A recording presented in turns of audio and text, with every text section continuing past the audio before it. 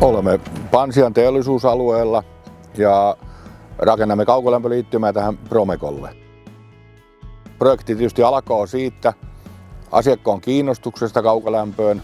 Ollaan niin molemmin puolin tietysti tässäkin tapauksessa ollut yhteydessä ja heidän tarpeesta ja sitten tietysti sen mukaan tehdään suunnitelmaa. He tekevät suunnitelmaa omalla puolella ja antaa meille arvioita niin energiamäärästä, mitä he tulee käyttää ja sen mukaan me suunnitellaan linjaa.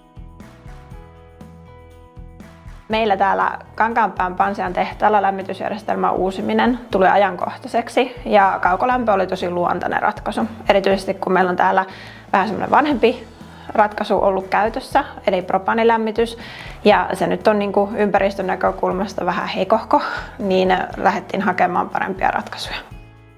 Me samalla myös uusitaan ylipäätänsä rakennustekniikkaa, jolla me saadaan meidän energiatehokkuutta paremmaksi tässä kiinteistössä. Promecon oli hyvin luonnollista tulla mukaan, koska linja on tullut huomattavasti lähemmäksi, mitä se oli aiemmin.